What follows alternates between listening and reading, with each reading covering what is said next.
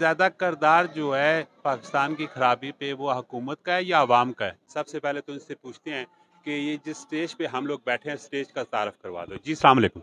वालेकुम सलाम रहमतुल्लाह। सर आपका बहुत शुक्रिया, आप यहाँ पे तशरीफ़ लाए और ईद मिलादुन्नबी की खुशियाँ जहाँ पर सारे अहबाब मना रहे हैं, आपने उन खुशियों को मज़ीद चार चाँद लगाने के लिए आप इस स्टेज पर तशरीफ़ लाए।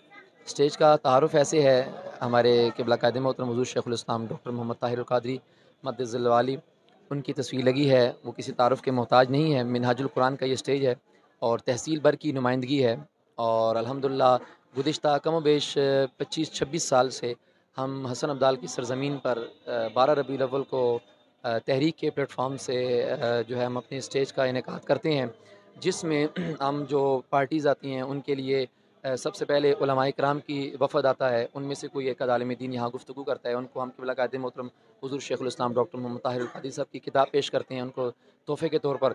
उसके बाद पार्टीज़ शुरू हो जाती हैं, हर पार्टी में से एक बच्चा या जो एक ग्रुप बना होता है उसमें 2, 4, 5 अफराद होते हैं, वो तकरीबन इस दफ़ा जो टाइम हमें मरकज़ी सीरत कमेटी तहसील हसन अब्दाल की तरफ से मिला है, वो तकरीबन 4 मिनट है कम व बेश।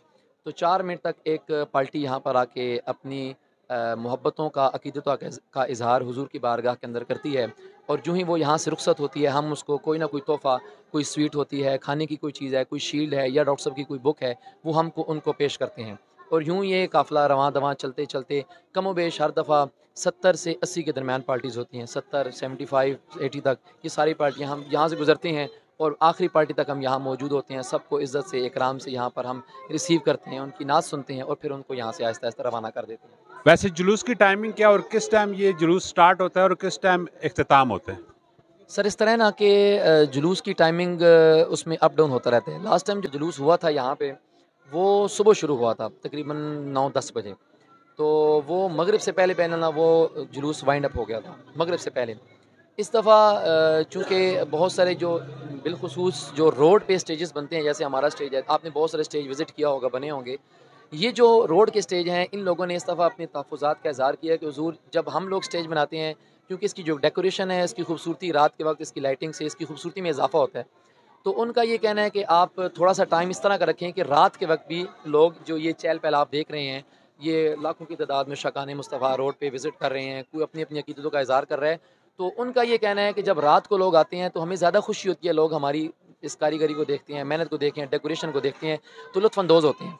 तो सीरत कमेटी का बहुत शुक्रिया कि उन्होंने इस दफ़ा इस बात पे वो आए हैं कि इस दफ़ा हम दोबारा ही जो है ना इसको सेकंड हम लेके जाएँगे। जो लास्ट टाइम मीटिंग के अंदर डिसाइड हुआ था, वो दिन 12 बजे शुरू होना था और इशा के लगभग इस जुलूस को हमने वाइंड अप कर देना था। लेकिन चूँकि किस्मत से जुम्मा का दिन आ गया, तो जब जुम्मा की नमाज़ कम अज़ कम भी हमारे शहर के अंदर कम अज़ कम भी 1 बजे, सवा 1 बजे हो रही है। तो इस दफ़ा जो जुलूस की स्टार्टिंग टाइम था, वो कम व बेश 1:30 बजे का था और 2 बजे के करीब जुलूस स्टार्ट हुआ और आप देख रहे हैं कि अभी इस तक हम तकरीबन एंड के करीब वाले स्टेज के अंदर हम मौजूद हैं। तो यहाँ अभी तक यहाँ पे ये भी देख लें आप, सवा 7 का टाइम हो गया, अभी तक जुलूस हम तक नहीं पहुँचा। जूँ ही जुलूस यहाँ पे पहुँचेगा इंशाल्लाह अपने वो मंज़िल की तरफ रवां-दवां हो जाएगा और इंशाल्लाह अभी चंद ही लम्हों में उम्मीद है कि 8 से 10 मिनट में वो जुलूस हमारे पास पहला उलमा का वफ़द इंशाल्लाह पहुँच आएगा। जो मौजूदा सूरत हाल है पाकिस्तान की ख़ास करके और माशाल्लाह हैज़ अ मुसलमान होने की हैसियत से हमारा ये बहुत बड़ा दिन है आज का दिन। हमारे लिए बहुत ही खुशी का दिन है कि हमारे आका दो आलम सल्लल्लाहु अलैहि वसल्लम इस दुनिया में आए हैं और पाकिस्तान के हालात भी सारे आपके सामने हैं। तो इस हवाले से आप क्या मैसेज देना चाहते हैं आपके सुनने वाले जो आपको सुन रहे हैं? अस्सलाम वालेकुम रहमतुल्लाहि व बरकातहू। असल में हालात कैसे भी हों, जो आका करीम अलैहिस्सलातु तस्लीम से मोहब्बत का उनसर है, वो एक मुसलमान की तो पहचान है ही है, लेकिन एक पाकिस्तानी की पहचान मैं समझता हूँ बदरजा अतम है। वजह ये कि ये बज़ात ख़ुद इस्लाम और आका करीम अलैहिस्सलातु तस्लीम के नाम नामी पे इस मुल्क का वजूद हासिल हुआ है। तो शायद आप महंगाई के हवाले से जी जी क्वेश्चन बिल्कुल। करना चाह रहे हैं। तो महंगाई इससे पहले भी बहुत बहुत बढ़ती रही है, लेकिन ये अल्लाह का एक उसूल है।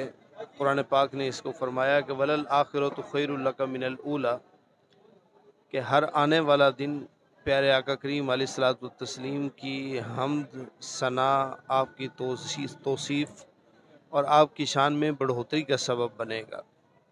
तो ये वक्तन फ़वक्तन और डे बाय डे ये आगे से आगे ही बढ़ना है, और इसमें आका करीम अलैहिस्सलातु तस्लीम का इश्क इंशाअल्लाह महंगाई इस पे असरअंदाज नहीं हो सकेगी, और लोग अपनी जी जान से बढ़ के इसमें अपना रोल प्ले करेंगे।